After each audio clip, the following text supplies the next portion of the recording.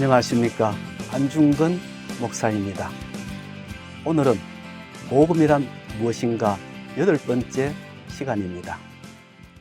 오늘 이 시간에는 예수님이 전하신 복음에 대해 말씀을 드리겠습니다.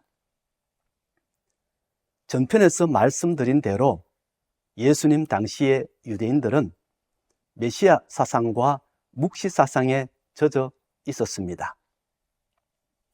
그래서 유대인들 가운데 일부는 예언자적 메시아 사상에 따라 이 세상에 메시아가 속히 와서 자기들을 억압하는 로마 제국을 몰아내고 다윗과 솔로몬 시대의 영광을 재현해 주기를 고대했습니다.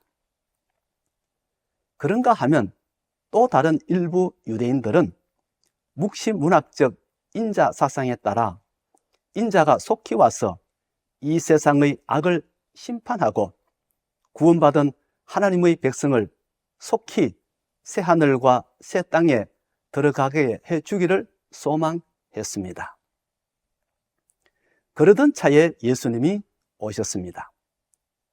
그리고 사람들에게 이렇게 말씀하셨습니다. 마가복음 1장 14절에서 15절 말씀입니다.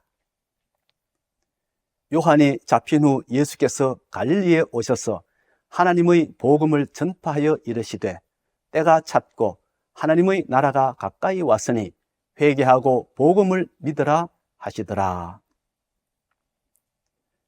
예수님은 유대인들에게 하나님께서 주신 복음, 즉 하나님의 나라가 가까이 왔음을 선포했습니다.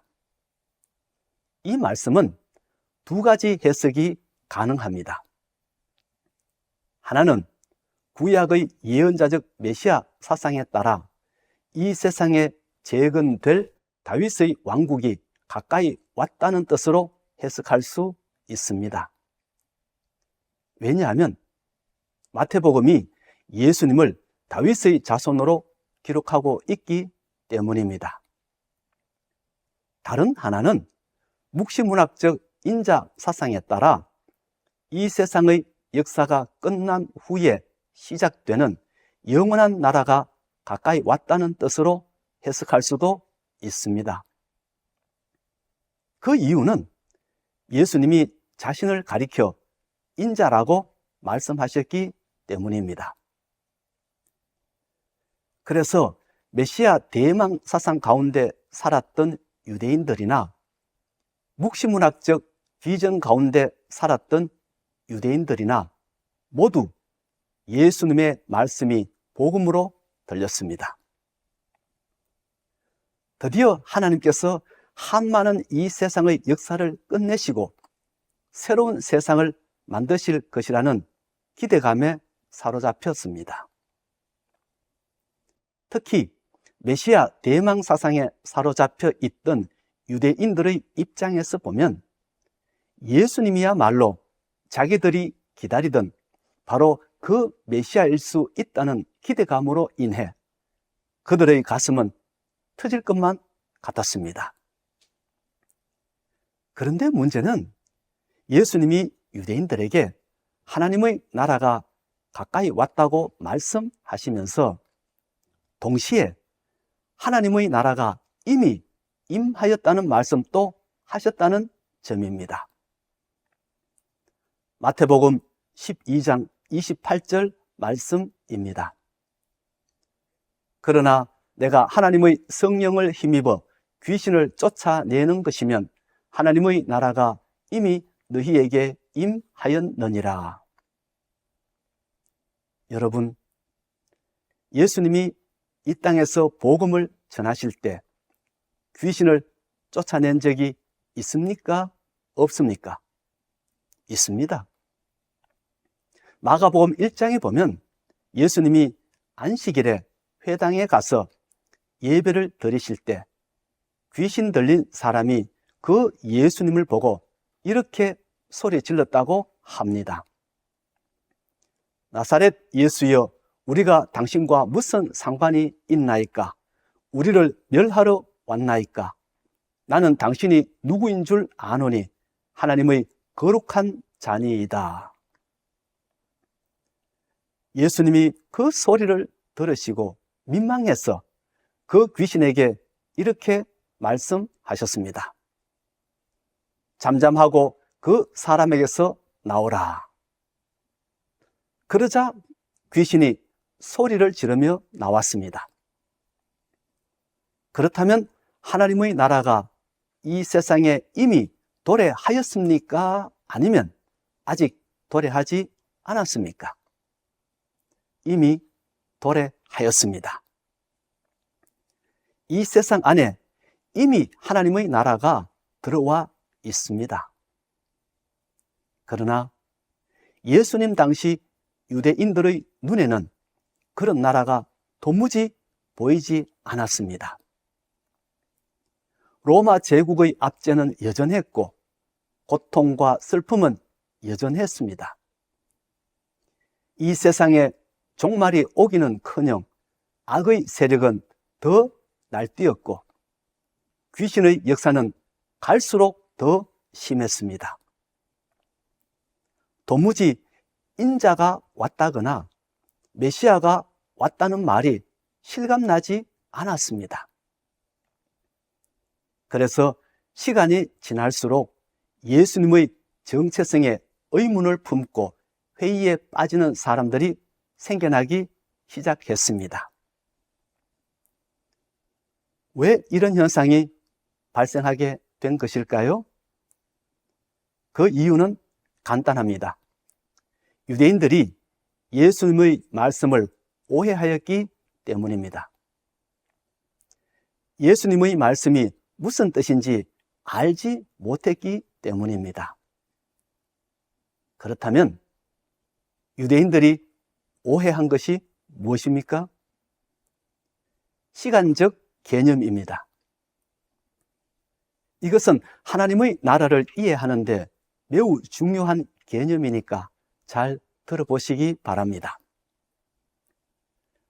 메시아 사상에 의하면 메시아 왕국은 이 세상의 역사 안에 세우는 나라입니다. 다시 말해서 메시아가 로마 제국을 무너뜨린 후에 유대인의 나라, 즉 다윗 왕국을 재건하는 것을 말합니다. 그런 점에서 볼 때 하나님의 나라는 아직 도래하지 않았습니다. 왜냐하면 로마 제국이 아직 무너지지 않았고 무너질 기미도 보이지 않았기 때문입니다.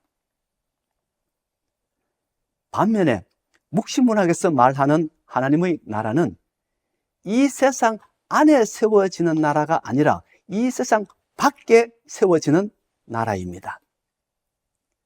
이 세상이 끝나고 영원한 세상이 시작될 때 세워지는 나라입니다.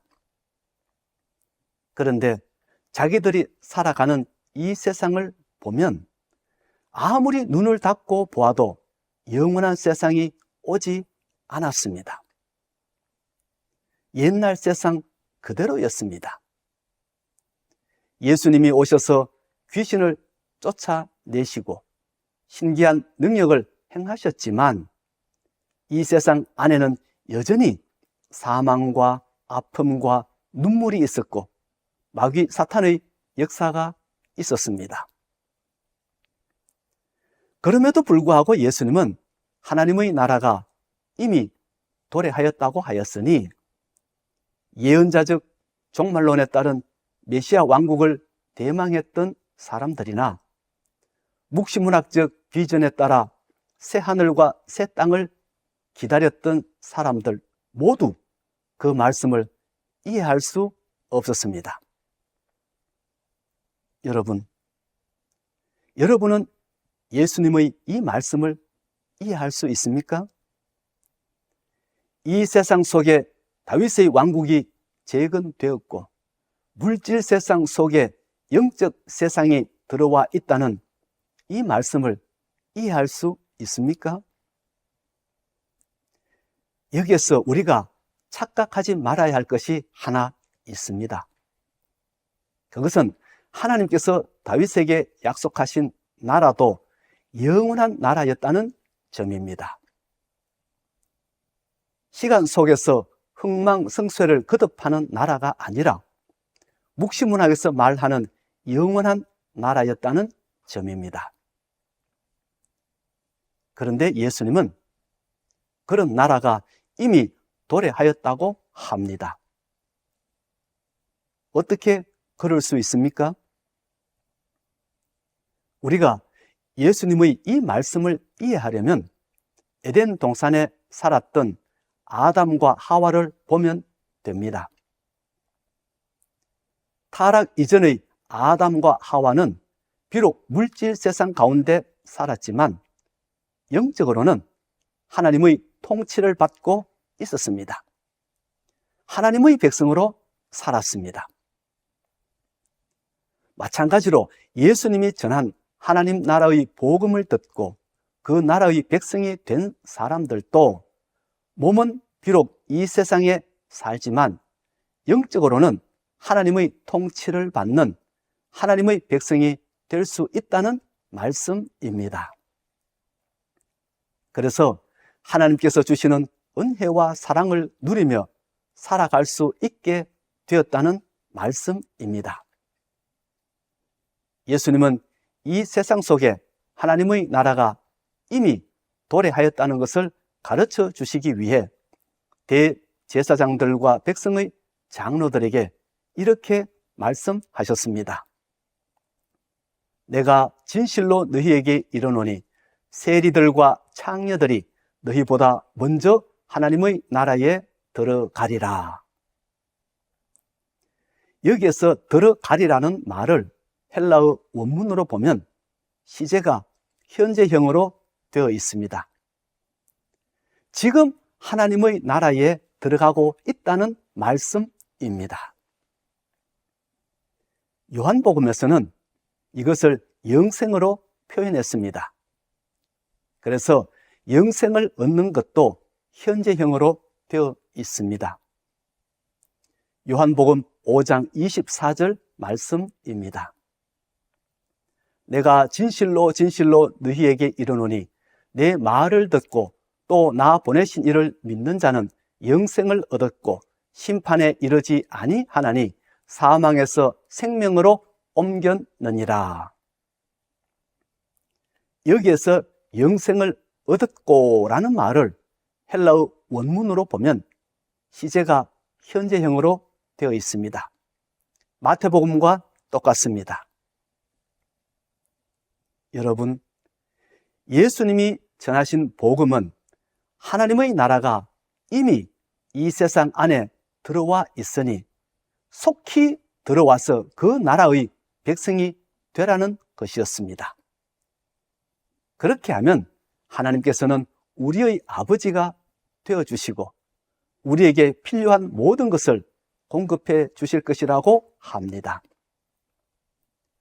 마치 탕자가 아버지 집에 돌아왔을 때 그의 아버지가 그 탕자를 맞이해 주고 제일 좋은 옷을 입히고 손에 가락지를 끼우고 발에 신을 신기고 살진 송아지를 잡아 잔치했던 것처럼 그렇게 우리를 영접해 주시고 우리에게 필요한 것을 공급해 주실 것이라고 합니다. 다시 말해서 아담 이후 잃어버렸던 평안과 넉넉함을 하나님께서 채워주실 것이라는 말씀입니다. 이것이 바로 예수님이 전하신 복음입니다. 오늘은 여기까지 하겠습니다. 다음 시간에는 이미 도래한 하나님의 나라에 대한 성경적 근거를 좀 더 구체적으로 살펴보겠습니다. 그럼 다음 시간에 뵙겠습니다. 안녕히 계십시오.